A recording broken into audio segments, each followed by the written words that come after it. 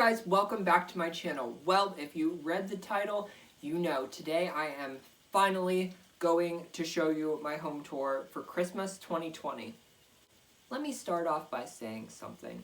This year, as we all know, has been, well, not like other years that we've had. Of course, things could not go as planned with my Christmas decorating videos, but I still have a few more to show you, I promise. So this year what I did for my Christmas theme was I saw this ribbon that was navy blue, hunter green, and had little touches of red and gold in that. That ribbon on my flock tree looks very woodsy. So that is the direction that I decided to go this year.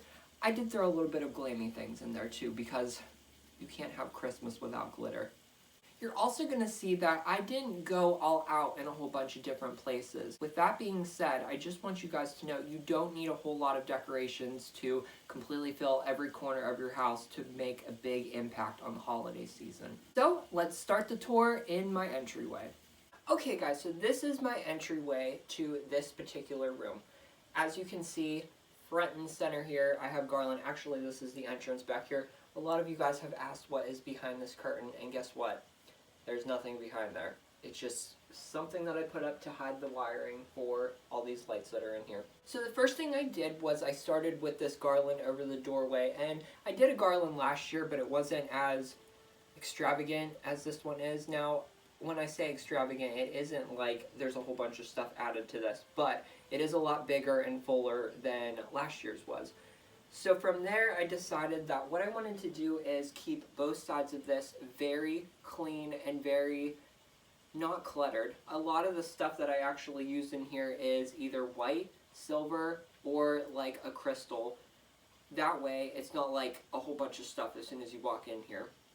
And it all goes together very beautifully. So over here, I have a dry sink, and I've decided to put my crystal nativity. Now, you guys have seen this year after year. I use it every single year.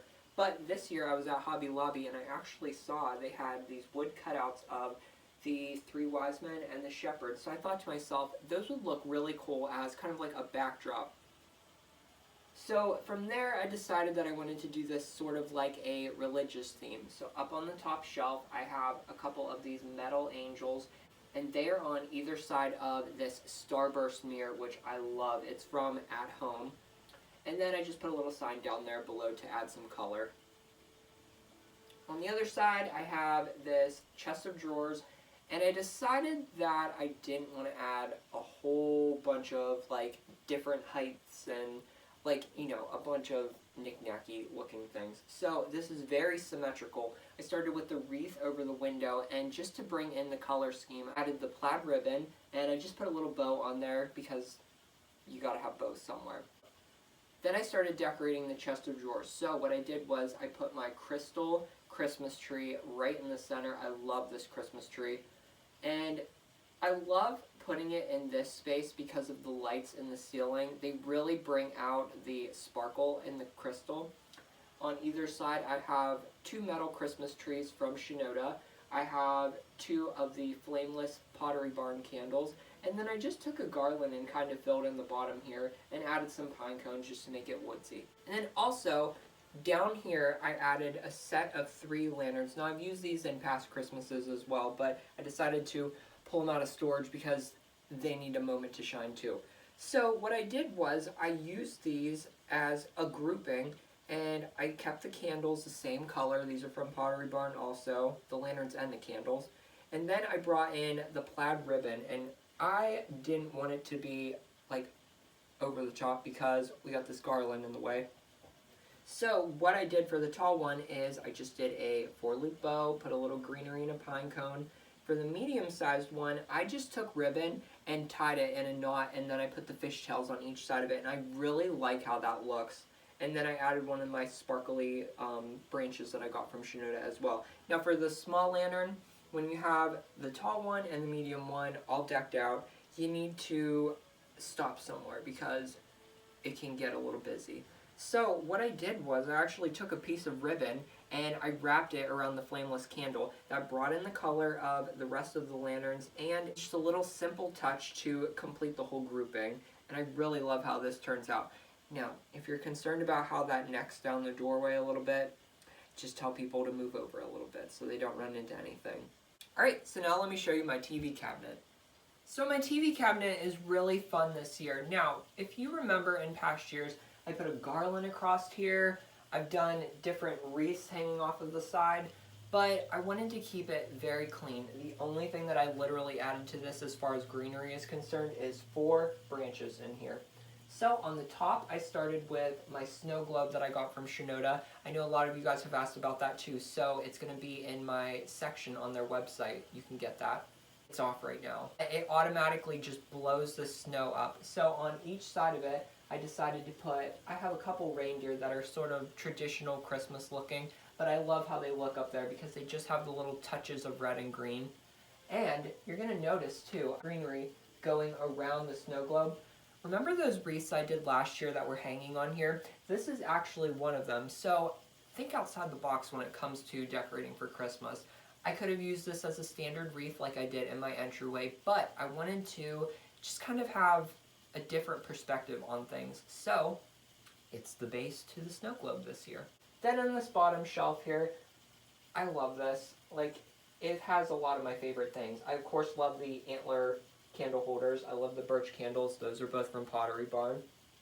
This TV I got probably, I would say, 4 years ago.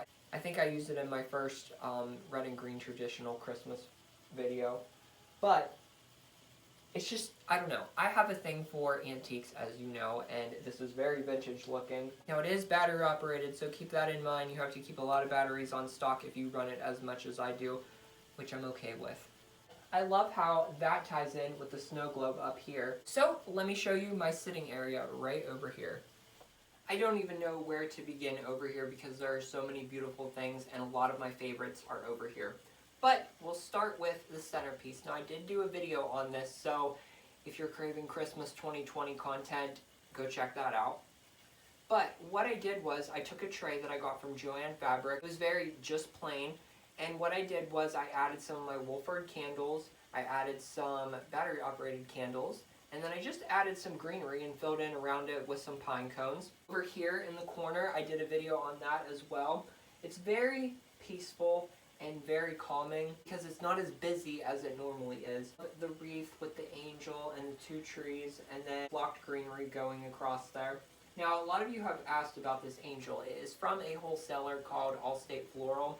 I don't have a direct link for them because you have to have a wholesale account to buy from them.